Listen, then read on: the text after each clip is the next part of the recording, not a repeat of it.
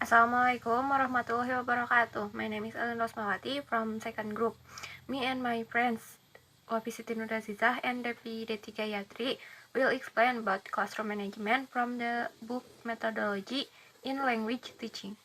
The first discussion is about teacher concern. In language lesson, language teacher expects students to use the target language in speech and writing for various purposes in various contexts. The teachers struggle to manage the class so that learning can achieve these goals. In this case, there are three categories that are prioritized, namely motivations, constraints, the role of the teachers.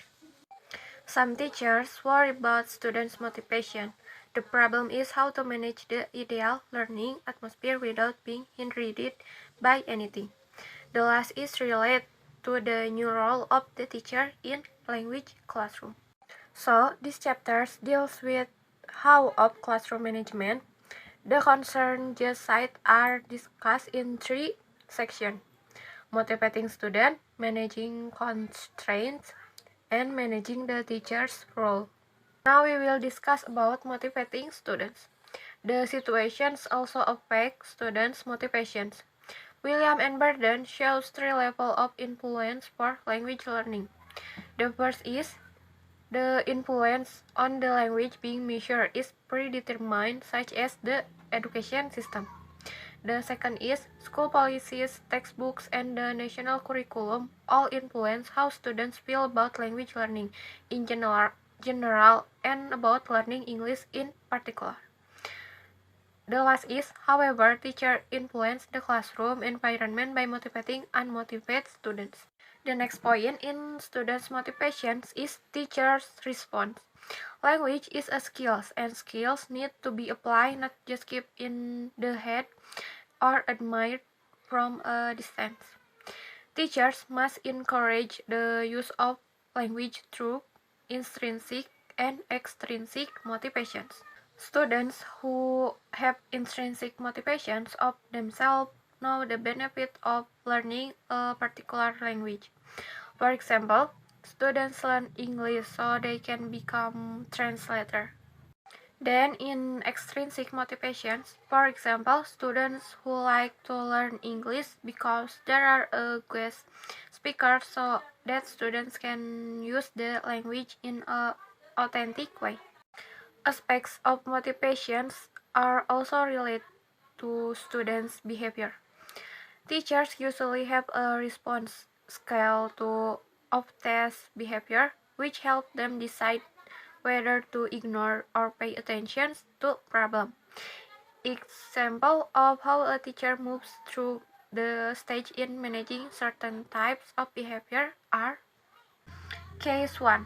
The background distractor. When the same students always sits at the back and distract others, teachers can use eye contact while continuing to speak, stop mid-sentence and stare until the students stop, talk with the students after class to investigate the cause. Case 2. The non-participant. When several students are not taking part in the assigned activity, teachers can ignore them if they are not distracting others, walk past their desk and ask if there is a problem, ask college how the same students participate in other classes. Hello guys, I'm Wafie. Here I'll explain about Management Classroom, Chapter 4, and I will continue the exposure of Elin. Okay, Case 3, about Outstanding Student. Teacher wants student to talk, however, sometimes an outgoing student dominates the timing of the question, comment time, and others talk times. However, the teacher has to talk to the students one by one. Then the incident can be resolved by means of "thank you for that" and call other people to continue.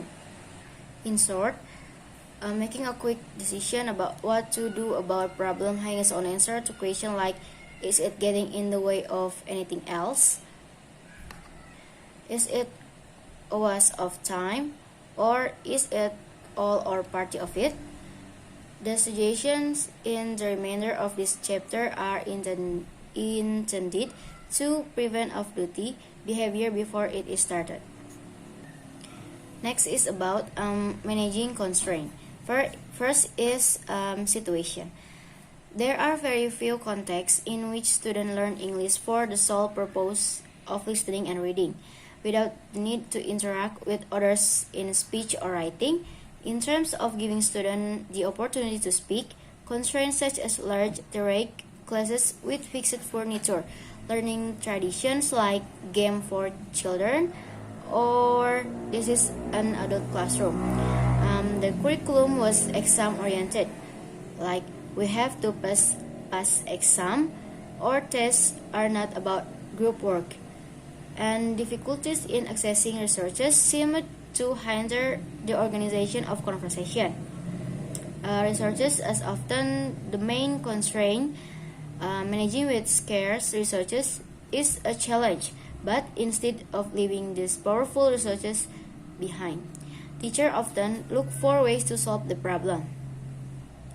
The second is about teacher response. How other teachers overcome obstacle is one of practical way to pick up ideas. The journal English Teaching Forum is a great source of articles, many of which are written about classroom contexts where conditions seem less than ideal. The teacher has explained how they organized the group.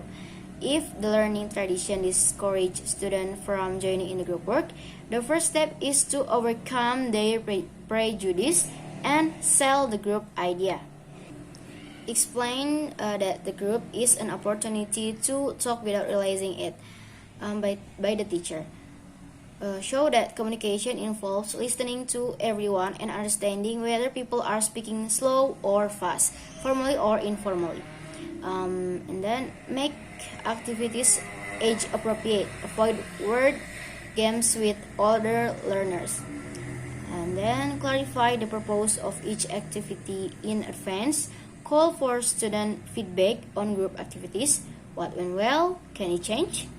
Next is start with handpicked groupings. So students work with people they know or like. Next is show links between group activities and other programs to overcome the belief that group work is additional.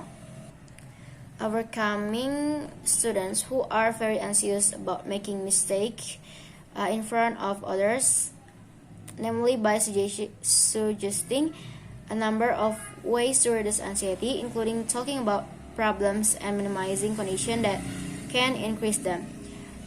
Quick drawing while speaking can animate dialogue, illustrate word meanings, or encourage student speech. If the barrier to group work is managing large numbers, a teacher can experiment with different management skills, like free discussion, projects, and types of work. Next, specific groups described as assignment. That is like another type of group work is a project. Project involve compiling material from a number of sources, inanimate object and humans. And then the most specific type of small group activity in language class in assignment. And then in grade classes, objective can be scored for different group members according to their language competence by modifying like topic, more abstract or more applied, or language difficult to version of the same text, and then number of inputs, and then graphic support like more or less image, the time it took to complete. Next is the level of language students are expected to use for the same purpose, and then length of the final product. Next is total support from teachers and from other students. Because some group finish before others, teachers often arrange individual activities to participate in, and return to discussion of results when everyone has finished. In book exam classes suggest like different word limits for different groups of students because it takes the same amount of homework time for each student to complete different amounts of material, and provide more capable students with additional assignments that are different that simply more of the same. Next, the teacher's challenge is to decide which classroom activities are best done individually, which work best in pair or groups, and which require overall classroom work. Creative thinking will show the teacher on a particular day with a particular class the form of organization chosen for activities such as the following. That is like assess homework, solve word puzzles, practice a new language, and then answering student questions, and then listening to tapes, and the last one is writing a letter. Assalamualaikum warahmatullahi wabarakatuh. I am Devi Deti Gayatri. Here I will continue with the next material, namely managing the role of the teacher atau mengelola peran guru. The first is situations atau situasi. The final aspect of classroom management is the role of the teacher.